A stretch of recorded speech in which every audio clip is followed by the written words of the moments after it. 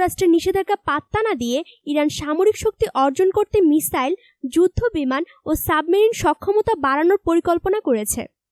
ইরানের রাজধানী তেহরানে দেশটির উপপ্রতিরক্ষা মন্ত্রী মোহাম্মদ আহাদি সামরিক কর্মকর্তাদের সঙ্গে এক বৈঠকে দেওয়া বক্তব্যে এমন কথা জানিয়েছেন।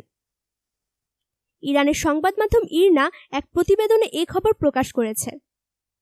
মোহাম্মদ আহাদি বলেন, ইরানের প্রতিরক্ষা মন্ত্রণালয় ব্যালিস্টিক ও ক্রুজ মিসাইল, পরবর্তী প্রজন্মের যুদ্ধ বিমান এবং বিভিন্ন অস্ত্র ধারণ ক্ষমতার নৌ তৈরি ও সাবমেরিন বাড়ানোর পরিকল্পনা করেছে।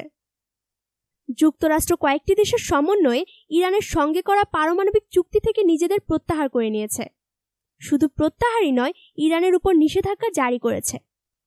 এদিকে যুক্তরাষ্ট্র অবরোধ উঠিয়ে দিতে আন্তর্জাতিক আদালতকে আহ্বান করেন ইরানের আইনজীবী।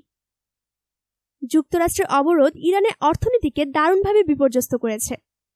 এই অবরোধ আরোপকে 1955 সালের ইরানের সঙ্গে যুক্তরাষ্ট্রের বন্ধুত্বপূর্ণ চুক্তির লঙ্ঘন বলে দাবি করেছে ইরান।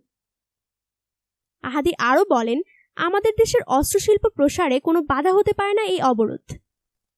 ইরনাকে তিনি আরও বলেন, এখন শুধু গবেষণা এবং উন্নয়ন করা প্রয়োজন। প্রয়োজনীয় অবকাঠামো আমাদের রয়েছে। একই সঙ্গে প্রতিরক্ষা শিল্পকে যুগোপযোগী করা হবে। হাজার হাজার গ্র্যাজুয়েটকে ব্যবহারিক এবং ইঞ্জিনিয়ারিং ক্ষেত্রে কাজে লাগানো হবে। এতক্ষণ আমাদের সাথে থাকার জন্য ধন্যবাদ।